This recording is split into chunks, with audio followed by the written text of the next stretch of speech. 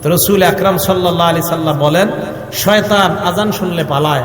তাহলে বলেন তো যে জিনিসের মাধ্যমে শয়তানকে দৌড়ের উপর রাখা যায় এই আমলটার নাম কি? আজান। সবাই বলেন এই আমলের নাম কি? তো আমরাও চাই না, আমরাও ইনশাল্লাহ একদিন আমাদের এই অস্ত্র দিয়ে শয়তানকে দৌড়ের উপর রাখবো। কারা কারা চাই ইনশাল্লাহ? তাহলে অন্তত জীবনে একদিন হলে আজান দিন, যেন আপনার আজানে শয়তান দৌড়ের উপর থাকে। আল্লাহরে বলতে পারবেন আল্লাহ ওরে একদিন দৌড়ের উপর আমি রাখছি। এখন কথা হলো শয়তান আজান শুনলে কেন পালায়? দুই কারণ। বলেন কয় কারণ? হ্যাঁ মনে রাখবেন। এক নাম্বার, শয়তান আজান শুনলে পালায় এই কারণে পালায় হাত্তা লা ইয়াশহাদা লিল মুআজ্জিন ইয়াউমাল কিয়ামাহ। শয়তান যেন কিয়ামতের ময়দানে মুয়াজ্জিনের পক্ষে সাক্ষী না দেয়, তাই শয়তান পালায়। হাদিসে আসছে আজান যেই শুনবে সেই সাক্ষী দিবে। তো শয়তান যদি শুনে ও তো সাক্ষী দিতে হবে, তাই শয়তান পালায়া যায় যেন মুয়াজ্জিনের পক্ষে আল্লাহর কাছে সাক্ষী দেওয়া না লাগে। এক নাম্বার এই কারণে পালায়।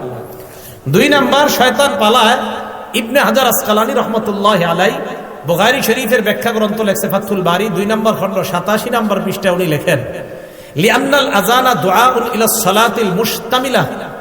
কেননা আজান এমন এক আহ্বান, যে আহ্বান মানুষকে নামাজের দিকে ডাকে।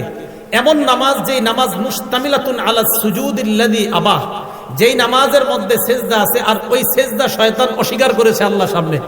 আল্লাহ বলছিল উসজুদু লি আদম, শয়তান সেজদা করে নাই। আল্লাহ বলছে শয়তানকে, ইবলিসকে বলছে উসজুদু লি আদম, আদমকে সেজদা করো। ইবলিস সেজদা করে নাই। বলেন তো মুয়াজ্জিন আজান দিলে আমরা যে ইবাদত করতে যাই এটার নাম কি? নামাজ। নামাজের মধ্যে সেজদা আছে না নাই? তো যেই নামাজে সেজদা আছে এমন নামাজের আহ্বান শয়তান এই জন্য শুনতে চায় না যে তোরা এমন এক কাজ করবি একটু করে সেজদা, যেই সেজদা অস্বীকার করার কারণে আল্লাহ আমারে জান্নাত থেকে বের করছে। আমি এমন আজান শুনতে চাই না, তাই শয়তান আজান শুনলে পালায়া যায় যেন ও আপনার আর আমার বন্ধু না হয়। কারণ ও তো সেজদা অস্বীকার করে, আমরা সেজদা স্বীকার করি, ও অস্বীকার করার জন্য পালায়া যায়। এই দুই কারণে শয়তান পালায়। এক নাম্বার, কিয়ামতের ময়দানে যেন সাক্ষী দেওয়া না লাগে। দুই নাম্বার, নামাজের যে সেজদা, এই সেজদা তো শয়তান অস্বীকার করে আর আমরা স্বীকার করি। শয়তান পালায় এই কারণে। মুয়াজ্জিন তুমি যে নামাজের দিকে ডাকতেছো, আমি তো এই নামাজ স্বীকারই করি না, তাই আমি শুনতেও চাই না, তাই শয়তান পালায়। মনে থাকবে শয়তান কেন পালায়?